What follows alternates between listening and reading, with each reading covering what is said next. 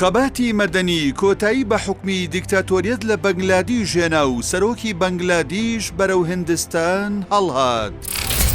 دوای 2 مانگ لە خۆپشاندان و ناڕزایی قوتابیانی زانکۆ و قوتابخانەکان و خەڵکی ناڕازی، شێخە حەسینە واجید دیکتاتۆر و سەرۆکوەزیرانی بەنگلادیش لەژێر فشاری خۆپشاندەران ڕۆژی 5 ئابی 2024 تەختی دەسەڵاتی جێشت و ڕای کرد. شێخە حەسینە کچی یەکێک لە شۆڕشگەڕەکانی بزوتنەوەی ڕزگاری خوازی بەنگلادیشە. لە ساڵی 1947 لەدایک بووە. ساڵی 1996 تا 2001 پۆستی سەرۆکوەزیرانی بەنگلادیشی وەرگرت. دواتر لە 2008 جارێکی دیکە گەڕایەوە دەسەڵات و تا مانگی ئابی ئەمساڵ لە ژێرفشاری خۆپشاندەراندا دەسەڵاتی بەجێهێشت و بۆ هیندستان هەڵهات. حەسینە واجید لە ماوەی 15 ساڵی حکومڕانیدا بە ئاگر و ئاسن سەرکوتی ئیسلامیەکان و خەڵکی ناڕازی و ئۆپۆزیسیۆنی وڵاتەکەی دەکرد. هۆکاری خۆپشاندانەکانی بەنگلادیش. بەنگلادیش دەکەوێتە کیشوەری ئاسیا، لەگەڵ هیندستان و میانمار و نیپاڵ هاوسنوورە. ژمارەی دانیشتوانەکەی 171 ملیۆن کەسە.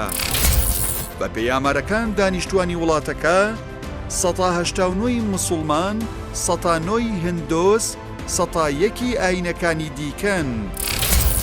هۆکاری خۆپشاندانەکانی ئەمجاری قوتابیان و خوێندکاران و خەڵکی ناڕازی بەنگلادیش دەگەڕێتەوە بۆ بڕیاری دانانی لە 130 پشتی دامەزراندن بۆ نەوەی شۆڕشجێڕەکان.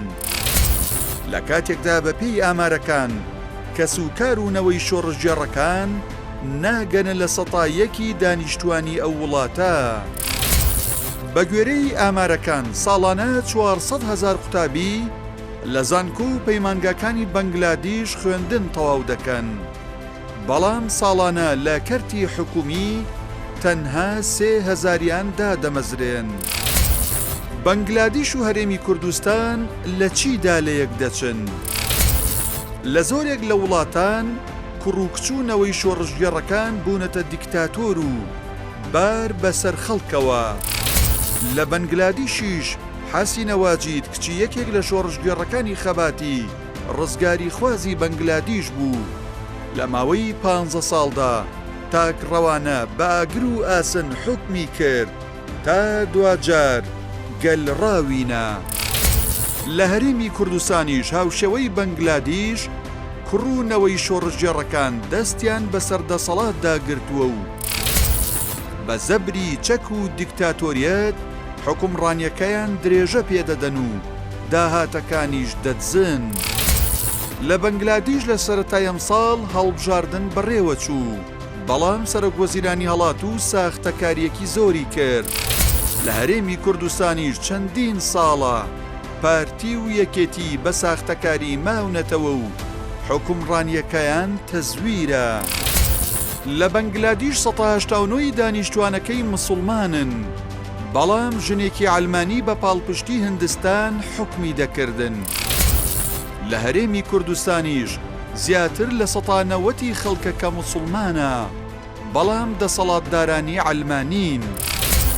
خاڵێکی دیکەی هاوبەش لە نێوان بەنگلادیش و هەرێمی کوردستان بێکاری و دانەمەزراندنی دەرچوانی زانکۆ و پەیمانگاکانە. بە جۆرێک لە هەردوو شوێن لەشکرێک بێکار بوونی هەیە. گەندەڵی یەکێکی دیکێ لە خاڵە هاوبەشەکانی نێوان بەنگلادیش و هەرێمی کوردستان.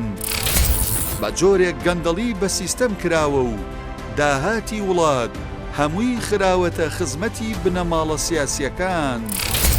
خۆپشاندان و هەڵاتنی سەرۆکوەزیرانی بەنگلادیش چوانەیەکی تێدایە.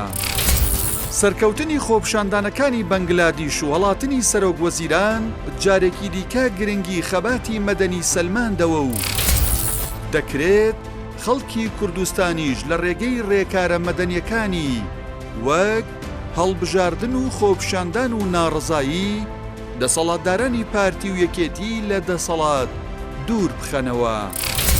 هەروەها کەوتنی ژنە دیکتاتۆرەکەی بەنگلادیش وانە و پەندی بۆ دەسەڵاتدارانی هەرێم تێدایە کە دەسەڵاتداران تا سەر ناتوانن بە گەندەڵی و سەرکوتکردن و پشتیوانی دەرەکی لە حکومکردن بەردەوام بن.